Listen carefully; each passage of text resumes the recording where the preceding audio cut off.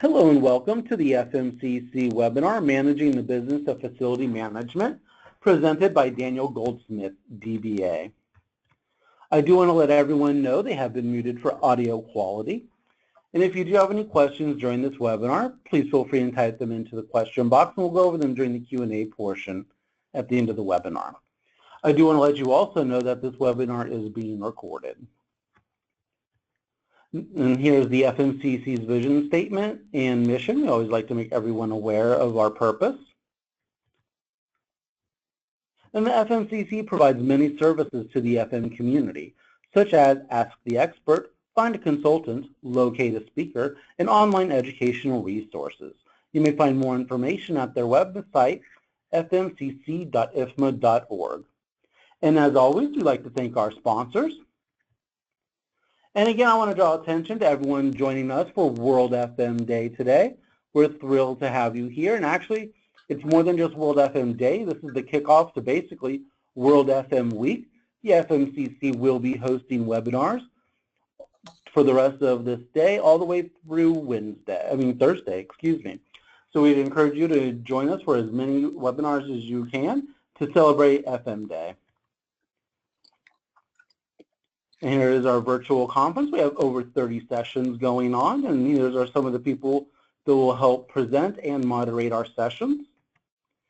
And here's a snapshot of some of our speakers. They come from all over the world. I see Collins from Nigeria, and Andre from the Czech Republic, Marcus from Germany, etc. So we're thrilled to have a truly global perspective to make it truly a World FM Day. And now I'm happy to introduce our presenter, Daniel M. Goldsmith of DMG Consultancy, LLC. He has a doctorate of business administration, and he is also an adjunct professor at Strayer University. Dr. Goldsmith works as a facility management program manager in the federal government with the management and operational responsibility for approximately 2 million square feet in Washington, D.C. Dr. Goldsmith also holds memberships in the International Facility Management Association and the Institute of Management Consultants National Capital Region Chapter. He is also on the board of directors of the Transportation Federal Credit Union, which provides oversight and direction to a member-owned financial institution. And then also Dr. Goldsmith is principal of Daniel M. Goldsmith Consultancy, LLC, which is a management consultancy specializing in the practice of strategy, organizational development, research, and training. At this time, I'm going to go ahead and turn it over to our presenter. Daniel, the floor is yours. Thank you so much, Joshua, and thanks so much to IFMA and the FMCC for allowing me to participate and contribute in recognition of the FM Day and the practice of facility management across the global spectrum. So this evening we'll be talking about the business of facility management. And so to lead into that discussion, I'd like to identify some of the learning objectives that I would like for you to be mindful of as we consider the issue of facility management from the business perspective. Number one, we want to identify the business dimension as part of the facilities management value proposition that is inherently to the facilities manager's presence in the building and as he or she interacts with the client. We want there to be noted that there's clearly a dimension of benefit, value, and expertise that we should not presume against or take for granted. Secondly, I like to create an awareness of the factors that drive change, and we'll speak more about that as we go through the discussion. Thirdly, we want to identify the dynamic of change as it relates to the facility manager's business. So we know clearly just from managing our respective buildings and sites that we are seeing a constant evolution of systems and technology and practices that continue to bear on how business is done. We want to make sure we identify that as it relates to our service and our delivery of service to our occupants and clients. And then finally, we want to understand the dynamic of ever-changing demographics. Over the past 10 years, we've seen an explosion in social media. And I would certainly suggest that part of that explosion is due to the demographic that we see emerging around us. So we hear talk about baby boomers, Generation X, Generation Y, or the millennials, and now the upcoming Generation Z. Well, these are very distinct demographical groups, and each of which have a unique bearing on how we do business. So I'd like for you to keep that in mind as we consider our discussion tonight. Joshua, could you go to the next slide, please? So when you look at this slide, one of the things that struck out to me was just the brilliance and just the majesty of the skyline. And one of the things we notice about any city, particularly that we note around the world, one of the things that distinguishes it is its skyline. And the skyline is usually background to skyscrapers or the buildings. These are one of the things in the hidden mystiques, I would even say, about being a facility manager, because you look at these structures and you just kind of wonder what's going on inside these buildings. You know, why are they built and designed the way they are? So as we consider the business of facility management, I wanted to highlight just the diversity of buildings that are likely to fall within our expertise and scope to manage. So it's not an issue of just the buildings, but look how broad and varied and diverse they are. So we can appreciate the buildings from an aerial perspective, and we can certainly appreciate the buildings from a ground-up perspective. Fundamentally, these buildings and the activities within them contain those activities that influence and drive our respective economies in our respective communities. Could we go to the next slide, please? So as we begin to unpack the notion around buildings and the business dimension, I don't want to omit the significance of some of the critical players that we have within our ecosystem of contributors. Number one, we have architects, and as this graphic shows, the architect is really busy creating not only a design and building, but a framework for those systems and how those systems will integrate into that architectural design to ensure that the building has the appropriate function and is able to deliver the services that are expected by our occupants. Can we go to the next slide, please? This slide looks at the day-to-day granular activities of the buildings. So we all need our operating engineers to ensure that our buildings are operating properly, effectively, and efficiently. Oftentimes, our occupants aren't even aware of the boots on the ground operation that occurs in operating a building. But for sure, if there was an absence of our operating engineers, there would be a tremendous void in terms of how well and how effectively the building would run. Next slide, please. And of course, this slide identifies engineers. We have engineers of all varieties. And so this discipline is incredibly significant, because without these engineers, our systems of HVAC, plumbing, fire protection, structural elements, and transportation systems would not be a part of the buildings that we talk about and we operate. We need this element of expertise, not only to design the systems, to integrate them into our building structure, but also to work with the facility managers to identify schedules of maintenance, repair, retrofit, and replacement.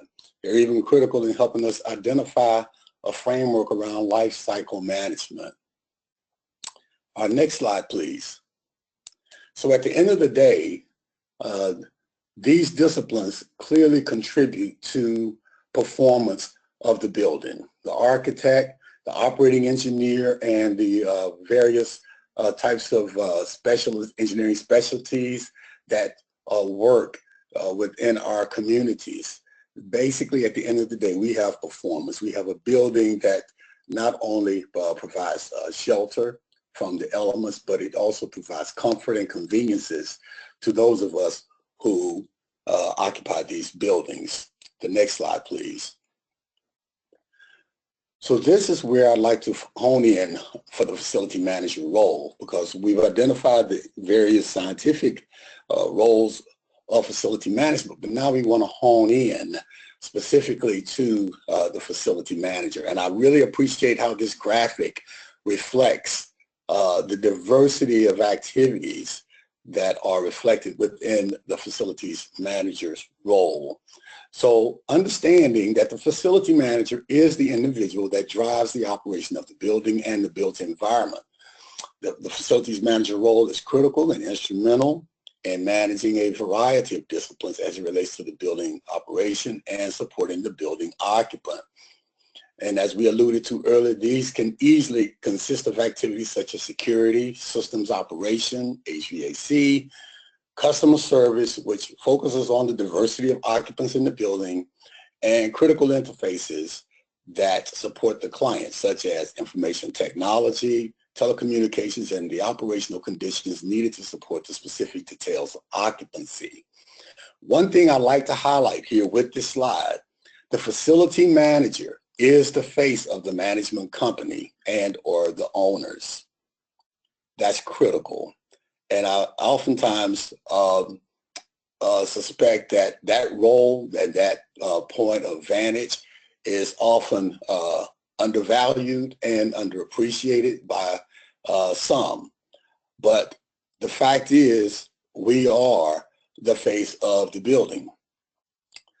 The business of facility management therein lies from that focal point of being the face of the building.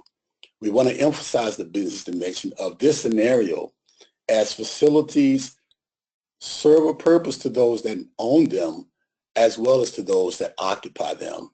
And if the need of occupancy changes, that could have serious implications as to the occupancy of the building and the rent revenue streams associated with the occupancy. Next slide, please.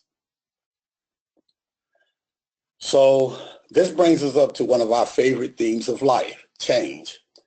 And this is something that can present a bit of anxiety simply because we always aren't clear on what the change will entail, what it will affect, and how it will occur. So over the life of a facility, it's not unlikely for significant changes to occur, such that extensive shifts in facility management practices are likely to ensue. Some of the changes that we have seen in facility over the years, most recently, it could be around energy management, retrofits, and installations around the use of renewable sources of energy. It's not uncommon to see solar panels on roofs, or even systems that allow the wind to be integrated into the operation of a building. We've also seen changes where we have had to address hazardous materials for some years now. Asbestos, particularly in older buildings, at times continue to be a challenge. And nevertheless, we still continue to manage the environment in such a way that the services are delivered to our clients that reside in these buildings. So as the conditions within the environment have created the necessity to change, we, the facility management cadre of personnel, must lead the change to ensure that the building continues to operate in a manner that is responsive to the occupant, in a manner that promotes safety, and in a manner that promotes environmental sustainability. Next slide, please. So the change that we want to consider here, and this is only a single instance of change. This by any means does not represent the totality of change, but I wanted to highlight e-commerce as a major phenomenon in business because it really is. And I'm sure we've all at times have enjoyed the conveniences of going shopping in our homes to avoid just leaving or doing anything that otherwise the shopping would require us to alter in terms of our activities. But there is a reality around e-commerce that I want to make sure we focus on, and that is e-commerce is becoming a major disruptor in our brick and mortar retail environments. The owner of these facilities that have these organizations with who are experiencing a decline in business due to the digital economy or e-commerce are really now confronting the reality of reduced occupancies because these businesses are failing to sustain. They are not able to compete as fiercely as they probably once did. And consequently, the business model around digital commerce has evolved so that the traditional brick and mortar establishment is now undergoing a vast transformation. And so with that said, these are just some of the, next slide please, I'm sorry. So with that said, I'd like for you to be mindful of some of these brands and companies that have since endured some very significant, substantial amount of difficulty in their operations and have endured significant decline in their revenues. One thing I'd like to note is that these companies represented on this slide for decades have represented reputable, sustainable, and profitable businesses. And they've prominently served and impacted businesses and customers for decades. Singularly, with the emergence of e-commerce technology, these establishments have begun to note a serious decline. And again, this goes back to the fundamental notion of the brick and mortar environment as the basic framework where the focus, emphasis, and the majority of the business activity resided for the firms noted on this slide. Next slide, please. And so speaking of disruptors within the business environment, Amazon.com. And so I'd like to just note that Amazon.com, not only has it been a disruptor in many respects of the traditional brick and mortar business model, but they have been quite transformative in terms of how they do business. It has been and continues to be a compelling business entity in today's economy. They are largely the chief catalyst in how the digital economy works. They are largely virtual, and they are vastly influential in retail, albeit through e-commerce. So consequently, it's very conceivable to see how the effectiveness of Amazon under the e-commerce has served as a bit of a disruption for their brick and mortar establishments, and how such a decline in the brick and mortar environment has consequently ensued. Next slide, please. So now this begs the question, why does this change matter to facility managers? And so as I alluded to in the beginning of our discussion, facility managers are the face of the building. They also are the face of the building owners. Oftentimes, the occupants will not see the building owners for whatever reason. They may be in different towns. They may be reflected in different types of organizational scenarios, but oftentimes they're not readily visible to the customers. And so the facility managers, we they are the face of the building managers, the building owners, and we are the agents of the building owners. We are the face of the building to the customers. And so that said, facility managers are in a unique position to understand the concerns confronting occupants and customers, and we are in the position to represent and advance the concerns of the building owners. Next slide, please. So this is the question that I would like to pose to the audience, and certainly I'd be like to take your questions if you have observations to share as at the conclusion. But this is the question I would like to present to you for your consideration. If a big box retailer such as Best Buy or a Sears or Linens and Things was an occupant in your building and they were experiencing declining sales at your location, how would you engage with the customer and how would you help them, the occupant, to realize that you, the facility manager, is a stakeholder in their business and you are instrumental to their success? Next slide, please. Well, this begins to highlight the reality of who we are as facility managers and the vantage point that we have. We are uniquely qualified to collaborate with businesses and entities to help shape and transform an operating reality, that an existing reality that could be a bit of a challenge to them, into one that can ultimately get them to experience a bit of a reset and recharge their performance. So some of the things that I like to identify as we look at this vantage point perspective is that we have to emphasize the fact, and this is to our business, to our occupants.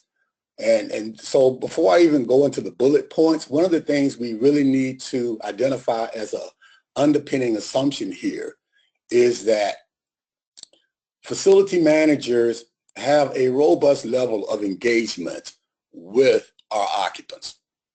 And I realize that that could be quite diverse, but the reality is, ladies and gentlemen, facility managers ourselves, we really need to engage with our clients. I often like to refer to it as a boots on the ground reality. And oftentimes, if we're not making sure the air conditioning is set just right, or the cleaning or the janitorial issues are resolved timely, and get it, I understand the time-consuming nature of operating that environment.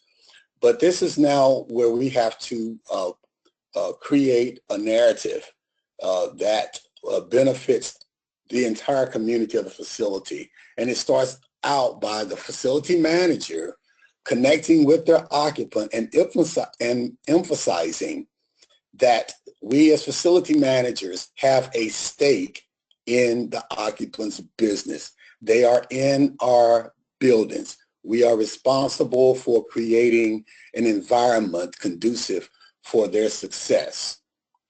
We also need to emphasize that the occupant's success is our success. We cannot, as facility managers, experience success if our occupants are not succeeding and excelling in our buildings. Thirdly, we need to emphasize the fact that the occupants operating in our building is not by accident or a happenstance. In real estate, one of the big drivers that you hear spoken quite passionately about either the agents or about those who are investing is location. And they actually say location, location, location. If they're in our building, if that occupant is in our building, ladies and gentlemen, it's important to note they see strategic value. They see strategic necessity of being in our building. They're not there because there are no other options. They're there because they have to be. Those occupants exist in our buildings because if they don't exist in our building, that could be a defining influence in terms of how well they succeed or they sustain in the business. The fourth bullet I would like to emphasize is that our building offers a location that promotes their value. I think I just spoke to that. And finally, the bullet on the emphasizing that the building has the capacity and capability to complement the occupant's business. This is critical. And this goes beyond just knowing how the services are reflected in occupancy or service agreements, ladies and gentlemen. This is now coming down to a point of advising the customer who we are, what our capabilities are, and how we are uniquely equipped to support them. Next slide, please.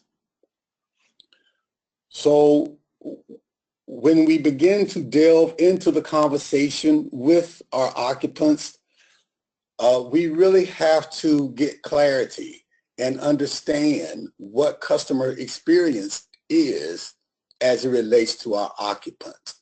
Understand, so the occupant has a customer experience philosophy, but that philosophy of customer experience relates to their customer. In other words, their customer comes into our building. Their customer comes into our occupant's place of business. We need clarity on what that customer experience is in terms of expectation and what the reality actually is. We need to keep in mind that experiences speak to how one feels. And I would almost say we really don't have to communicate or articulate a bad experience because you can pretty much see it on a person's face. So when we have these types of conversations with our occupant clients, we need to be mindful of the verbal cues and the nonverbal cues. Thirdly, customer experience is not something you can easily or tangibly touch. Again, this is something that's very intangible and is something that can be easily reflected on a client's face. If they've had a very good experience where their outcome is favorable and reflects their expectation, it will generally show in that client's behavior and demeanor. Conversely, if the customer experience was less than expected, it will too show within the body language and within the demeanor. Next slide, please. So this really takes us to another part of the customer engagement, the customer being our occupant. And so one of the things we have to do is learn the mechanics of the occupant's business. Okay, so we know that the occupant is in business. They have a variety or diversity of professional activities that could occur from retail to medical services, professional services, and the like. There's a diversity there, ladies and gentlemen. It behooves us to not only learn the mechanics of their business, but understand what that entails. It could mean certain operations for their spaces in terms of HVAC or cleaning. But we need clarity on what that really does entail and how it affects their bottom line and how it affects their interface and interaction with their customers. It also helps to understand what that platform of operation is. Now, one of the things we really need to be mindful of is that this conversation in and of itself can very likely unpack the reality, the scope of the e-commerce dimension of this business. And you don't have to inquire into the proprietary nature of the business, but if it is a heavy e-commerce business, that could have a bearing on the type of building solutions we propose to them, recommend to them, and the like. So I think that's something we need to be mindful of. It also helps us to know what are the occupant sensitivities. In other words, Are there peak times that their business activity is noted? Are there non-peak times that our occupants experience their business activities? Are there specific constraints within our occupants' operation that could otherwise dictate or define the type of services we provide them? It's one thing to know what they are. It's appropriate to clearly understand the why behind the services. And then, of course, finally, it's appropriate to know what their technologically driven priorities are. And so if you have a firm that is heavily operable with technology, that's virtual perhaps, then that is a consideration and a conversation that opens itself up to various operating options and possibilities that you can recommend to your occupant to ensure they get the value from the occupancy they have within our buildings. Next slide, please. So this leads us to a point where we're able to now look at a direction and a point where we can take some definitive steps in how we engage with proposals and solutions and recommendations to not only enhance the quality of life of the occupant, to not only enhance the quality of operation for our occupant, but to also create an environment that creates a more robust revenue and profitability for the occupant. So one of the things that comes to mind is smart building operation. Now, obviously, we have a number of phenomena out now called Internet of Things, where you have connectivities from mobile devices that can, be interfacing with various systems and elements. Obviously, you have those types of capabilities there. I'm not sure if that would be appropriate or applicable to your building, but it is a technology or a system of technologies or protocol that continuing to proliferate throughout our industry. But there's also another dimension to smart building operation, and that is just being able to make smart choices and smart proposals and smart recommendation to the building occupants. So this comes down to customized service, operations, and deliverables. We also see strategic position to responding to occupants' changing business conditions. If we understand the dynamic of the occupants' business, the drivers within their respective business and industry, that allows us to be proactively engaged with them. At the end of the day, ladies and gentlemen, we need to keep our buildings full.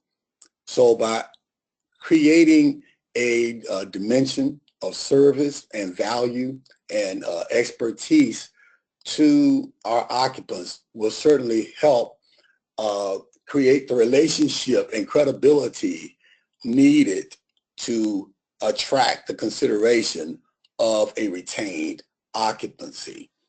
And then finally, we need to engage proactively to ensure that the offerings we have are existing to the occupant are relevant.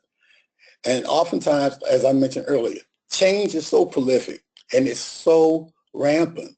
So it's very easy for the presumption to set in and just randomly conclude that life is very fine for the occupant, when in fact they may be enduring new realities in their business model or in their business operation that necessitate a sudden shift in how they do business. And so by having the engagement with the customer, this allows us to proactively identify what those potential possibilities are and how we can engage with them. Next slide, please. So this takes us back to the initial problem that we identified in our conversation around the big box retailer. We are a stakeholder. We do have skin in the game for our occupants. And so the considerations that come to mind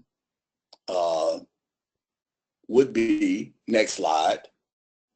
And again, this gives us those companies that we highlighted earlier. And before I go to the next slide, the question I would pose to you is, how could you help these firms, if they were in your building, to define a strategy from a business standpoint, from your building standpoint, that could have been a bit of a game changer or could have improved their odds of success in today's environment? Next slide. So I would like to just submit for your consideration that some of the solutions could be that we tailor building operations to assume the occupant's virtual business. Okay, so a space that houses the equipment instead of people is a very unique operating detail and reality. If the business is virtual, the likelihood of that virtual operation being housed with people, at least in the same spaces, is a bit not necessarily as likely as one would think. Equipment and people have two types of sensibilities, and so the type of provision that we avail to our occupant would need to reflect that distinction. If we need to tailor the building to assume that the occupant will house an entire operation at the building.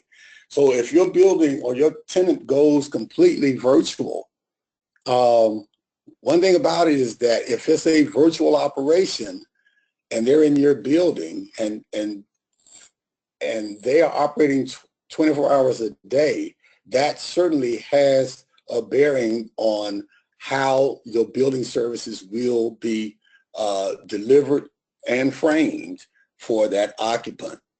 And we need to be mindful of that. But this is an opportunity for us to help us identify what these new realities look like, and we in turn can propose solutions and possibilities that will complement them, thereby creating a win-win scenario. One other piece about a virtual operation comparable to Amazon is that you have to have a fulfillment center. So you know you have to have somewhere to house your IT. You know there has to be a building to house a cloud operation. And I know the cloud nomenclature can be a bit metaphorical, but the reality is the cloud does not exist in the clouds. It does exist in the building.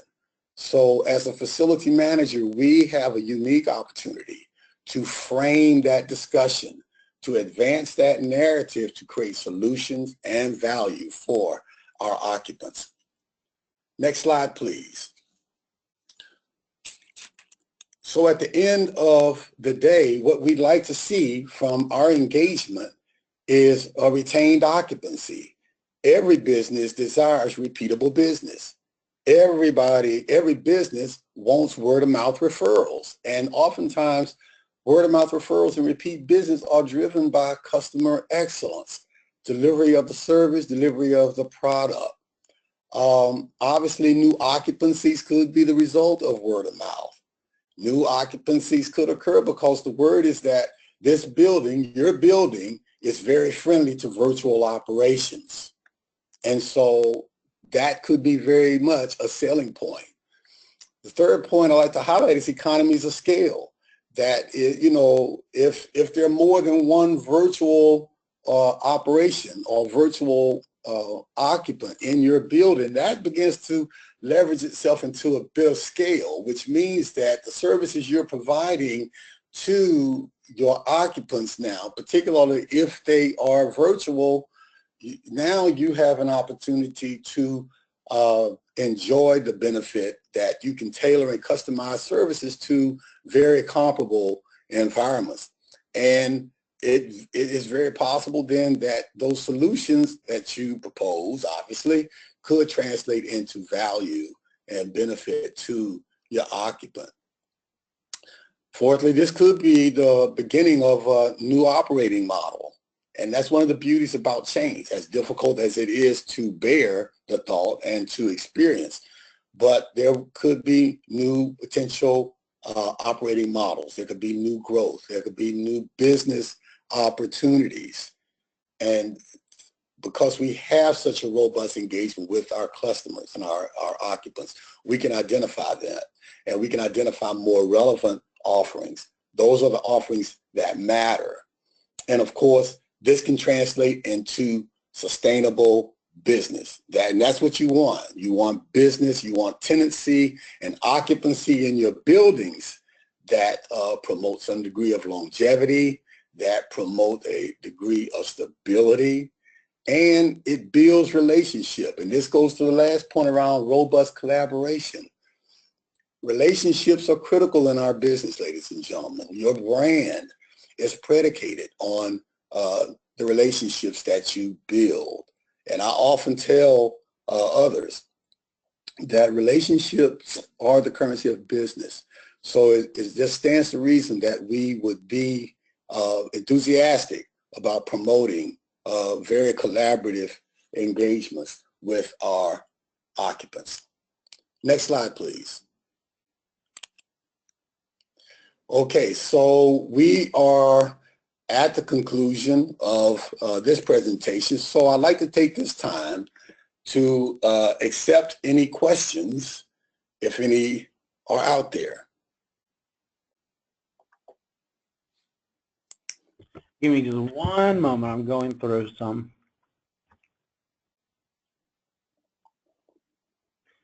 Okay, one question is, I can help them on the expense side, surely, but on the revenue side, possibly. I have community contacts and interests that I might together or separately see cooperative possibilities for the spaces. I'm not sure of that question. Sorry. Well, you could rephrase that question. I'm not quite clear on what the question was. So Joshua, do you mind if I just make an observation to that to that comment? And I'll be brief. Go for it. Okay, so the expense side, I do agree. We talk about the revenue side. This may come down to us being a bit innovative and a bit creative and a bit engaging. And that would mean not only to our customers, our occupants, but also to the building owners. If we're able to effect a scenario that translates into sustainable revenue streams in terms of the occupant, then I think that should be a conversation we have, and that we advance to the building owners to see what those possibilities are.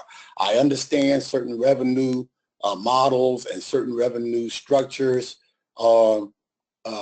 tend to drive a lot of decisions within the building environment. However, if it's something that can translate to a win-win, I would certainly invite the consideration of that revenue stream or that particular operating model scenario to the building owner as appropriate. Thank you. Great. No, thank you. He typed in like you answered the question he asked, so that's good. Thank you. Certainly. Then we'll give it just a moment. If anyone does have any questions, please feel free and type them into the question box on your control panel, and we'd be happy to bring them to the floor for David to answer. And while we're going through that, if we're waiting to see if anything else, we'll go through a couple of items. You can see Daniel's contact information right there, Daniel at dmgmc.com, and his phone number as well as his website, dmgmc.com. And he's a really nice guy. If you do have any questions, certainly feel free and reach out to him. I'm sure he'd be happy to answer your questions. And then also the FMCC, we do have some upcoming webinars coming up this evening. We have Graham Constable out of Australia doing Enabling Positive Experience, Correctly Developing and Managing the Buyer-Supplier Relationship. Then we also have another one out of India, Evolution of FM in India. And then also out of the United Arab Emirates, we have BYO, BMS, The Opportunities and Challenges of the Future of Building Management and Kaplan systems. So we would be excited for anybody that can join us. And we do encourage you to download the FMCC app. You can get it through iTunes or Google Play. And as always, we want to hear from you, and we're always looking for volunteers.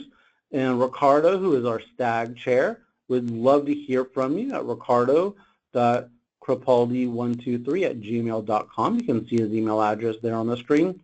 And also, I'm not sure if I had mentioned it during the intro, if you do want a PDF of the PowerPoint, you can download one in the control panel currently. You just expand out your control panel and scroll down near the bottom. It says handouts, and you can download one now before the end of the meeting. And FMCC does always like to bring attention to our other councils and communities. They're great sources of information and knowledge, and if you ever need additional information or sources, they're a great place to start. Okay, Daniel, I don't see any other questions coming through, so I'm going to go ahead and wrap it up. Did you want to have any closing remarks? I just want to thank you, Joshua and IFMA, for allowing me this privilege. I'd like to thank those in the audience who have taken the time out to join us this evening, and I certainly hope that this content was of some value, and I certainly invite any questions to you. You can just email me directly at daniel@dmgmc.com. I'd be happy to hear from you. Any insights that you want to share, I welcome them, and I am very much appreciative of your time. Thank you so much, Joshua, and thanks to the audience. You're welcome, and thank you, Daniel, for a great presentation, and everyone for attending. Have a great rest of the day.